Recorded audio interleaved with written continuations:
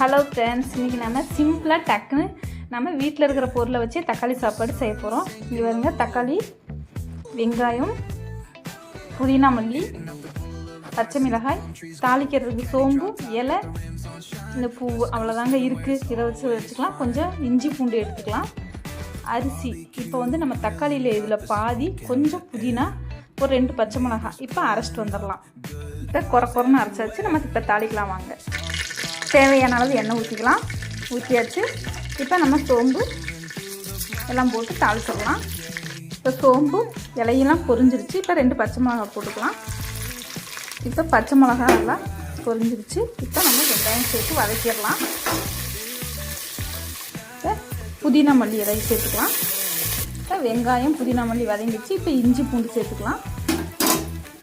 இஞ்சி பூண்டு வதங்கிடுச்சு. இப்போ நம்ம தக்காளி சேர்த்து நல்லா வதக்கிடலாம். இந்த தக்காளியோடு சேர்த்து நம்ம அரைச்சி வச்ச தக்காளி, பச்சை மிளகாய் எல்லாமே சேர்த்துக்கலாம். தக்காளி ஓரளவுக்கு வதங்கிடுச்சு. இப்போ நம்ம உப்பு, கொஞ்சம் பிரியாணி பொடி சேர்த்துக்கலாம்.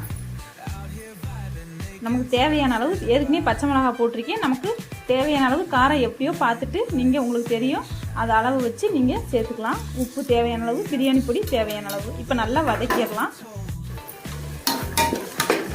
இதில் கொஞ்சம் பெருங்காயத்தூள் தேவையான அளவு சேர்த்துக்குங்க.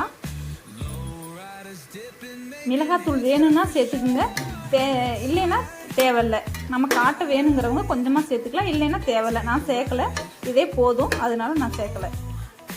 இதில் தயிர் கொஞ்சம் சேர்த்துக்கலாம். தயிர் இருந்தால் சேர்த்துக்கலாம், இல்லைன்னா தேவையில்லை. லெமன் வந்து உங்களோட விருப்பம், இருந்தாலும் சேர்த்துக்கலாம், இல்லைன்னாலும் தேவையில்லை. நான் தயிர் இருக்கவும் சேர்த்துக்கிட்டேன். அவ்வளோதான். இப்போ நம்ம வந்து அரிசியை கொட்டி தண்ணி தேவையான அளவு ஊற்றிடலாம். ஊற்றி வேக வச்சிடலாம். குக்கர் மூடியை வச்சு அரிசியை சேர்த்துக்கலாம். தேவையான அளவு தண்ணியும் சேர்த்துக்கலாம். அவ்வளோதாங்க. அரிசிக்கு தேவையான அளவு நான் தண்ணி சேர்த்துட்டேன். இப்போ நம்ம குக்கர் மூடியை போட்டு வேக வச்சிடலாம். நல்லா வேகட்டும்.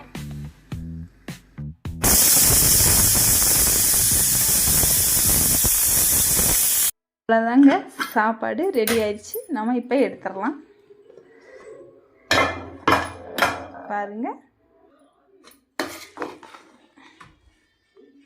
தக்காளி சாப்பாடு ரெடிங்க. சிம்பிளான தக்காளி, வீட்டில் இருக்கிற பொருளை வச்சு நம்ம சுவையான சிம்பிளான தக்காளி சாப்பாடு ரெடிங்க. நீங்களும் இது மாதிரி ட்ரை பண்ணி பார்த்துட்டு எப்படி இருக்குதுன்னு சொல்லுங்கள்.